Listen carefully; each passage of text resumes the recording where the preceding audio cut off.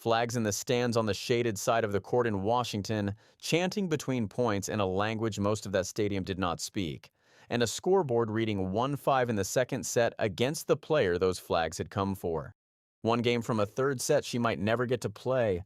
The defending champion of this tournament had just taken 5 games in a row, and at the far baseline a 21-year-old was serving to stay in the set, with her back to a wall of people who had flown and queued to watch exactly this, and were now watching it go wrong.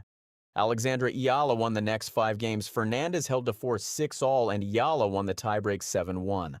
What happened in that stadium is being written up everywhere this week as a warm story about national pride. A country with no tennis history finally has someone to cheer for, so it cheers. That reading is comfortable, and it is wrong. The person who explained why is the player herself, and her explanation is not the one the tour tells about her.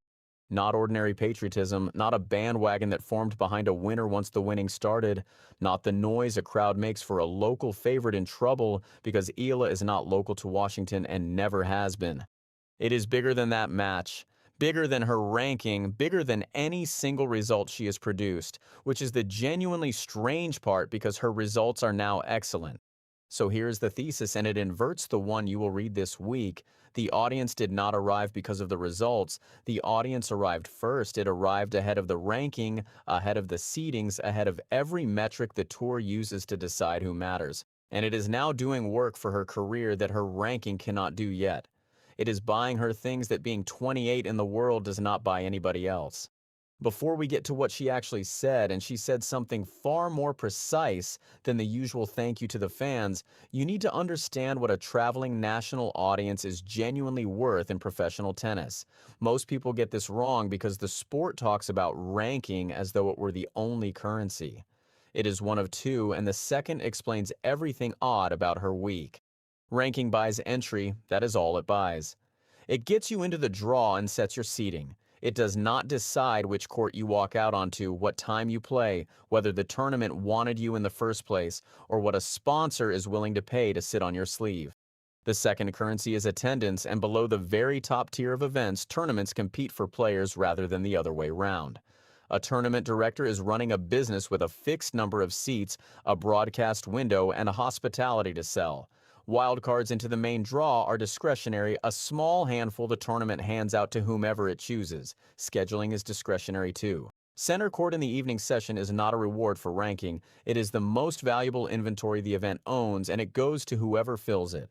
Court assignment is broadcast exposure, and broadcast exposure is what sponsorship is actually priced against, not ranking. Audience.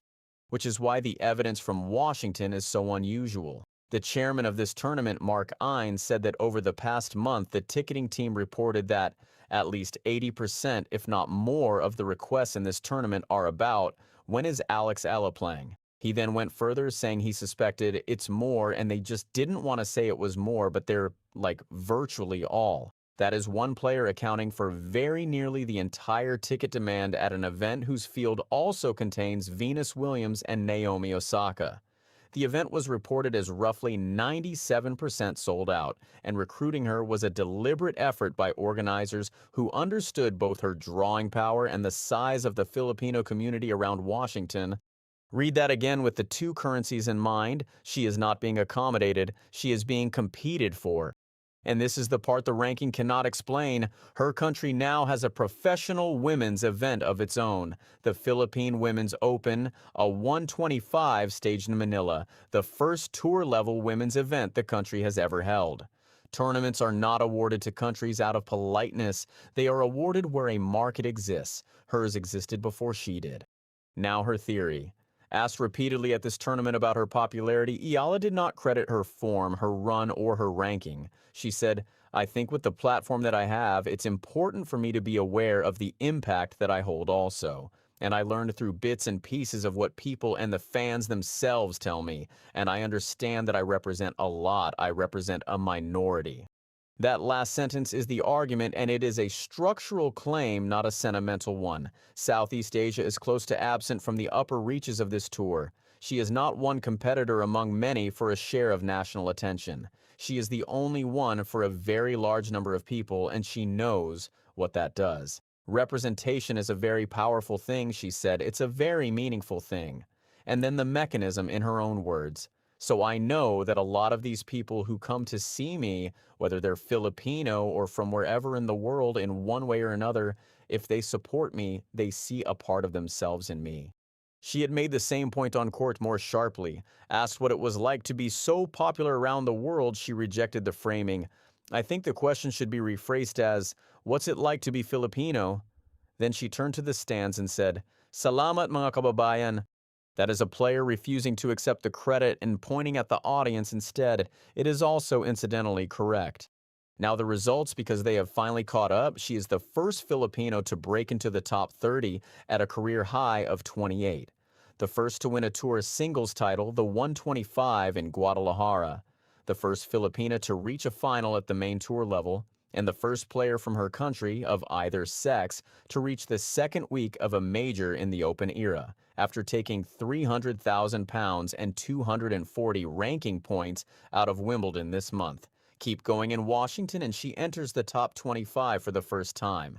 Then there is who she has done it to. At Wimbledon on center court, she beat the defending champion Iga Swiatek, 7-6, 6-2, which took her head-to-head against Swiatek to 2-1. In Washington, she opened by beating Zheng Qinwen, a former world number 4, from a set down. Then she removed the defending champion Leylah Fernandez, 6-2, 7-6. Fernandez had every reason to be short about it afterwards and was not. She's a tough player, Fernandez said. She's playing with a lot of confidence. She's trusting herself. She's always in the match, whether she's down or whether she's up. Which brings us to the verdict and to why this season specifically. The women's tour has no settled hierarchy. Defending champions are going out early at majors. The seedings are describing last year. In a season with no fixed order, the deciding factor is not who is ranked where, it is who has already been chosen. She was chosen years before the ranking agreed. Most players spend a career trying to build an audience out of results. She is doing it in the other direction, and it is faster. Some players grow into a crowd. Hers was waiting.